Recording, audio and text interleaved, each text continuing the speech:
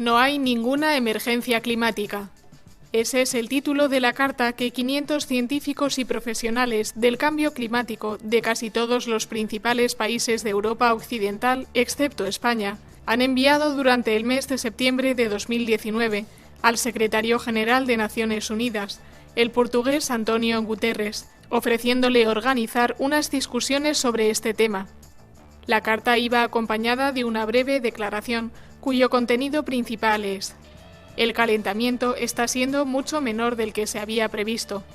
Igualmente, no ha empeorado los desastres naturales. El CO2 no es un gas contaminante y resulta esencial para todo tipo de vida sobre la Tierra. Además, favorece la producción agrícola, elevando el rendimiento de las cosechas. El propósito de las políticas internacionales debe ser garantizar el suministro de energía barata a todo el mundo. No hay ninguna emergencia climática. En consecuencia, no hay razón de sentir ni de difundir pánico. We are hurtling toward the day when climate change could be irreversible. Rising sea levels already altering this nation's coast. China's capital is choking in its worst pollution of the year. 5% of species will become extinct. Sea levels rising, glaciers melting. Carbon emissions are rising, and faster than most scientists predicted. But many climate change alarmists seem to claim that all climate change is worse than expected.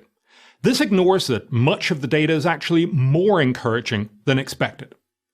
Yes, Arctic sea ice is melting faster than models expected, but models also predicted that Antarctic sea ice would decrease, yet Antarctic sea ice is increasing. Yes, sea levels are rising, but the rise is not accelerating. If anything, two recent papers, one by Chinese scientists published in January 2014 and the other by US scientists published in May 2013, have shown a small decline in the rate of sea level increase. We're often being told that we're seeing more and more droughts, but a study published in March 2014 in the journal Nature actually shows a decrease in the world's surface that has been afflicted by droughts since 1982.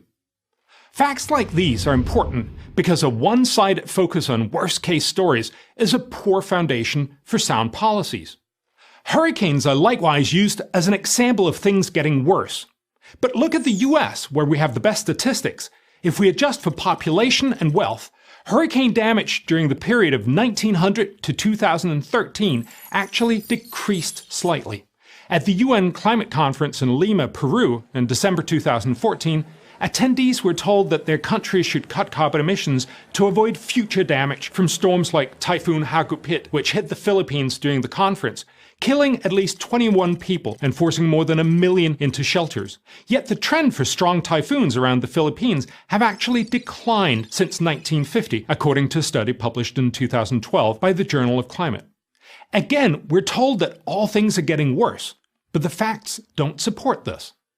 This does not mean global warming is not real or a problem, but the one-sided story of alarmism makes us lose focus. If we want to help the world's poor, who are the most threatened by natural disasters, it's less about cutting carbon emissions than it is about pulling them out of poverty.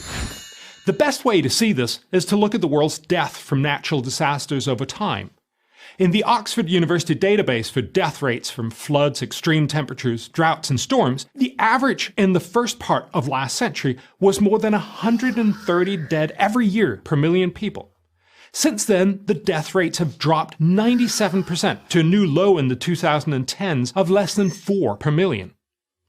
The dramatic decline is mostly due to economic developments that help nations withstand catastrophes.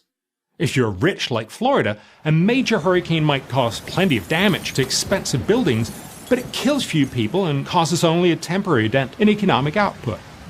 If a similar hurricane hits a poorer country like the Philippines or Guatemala, it kills many more people and can devastate the economy. So let's be clear, climate change is not worse than we thought. That doesn't mean it's not a reality or not a problem. It is. But the narrative that the world's climate is changing from bad to worse is unhelpful alarmism that prevent us from focusing on smart solutions.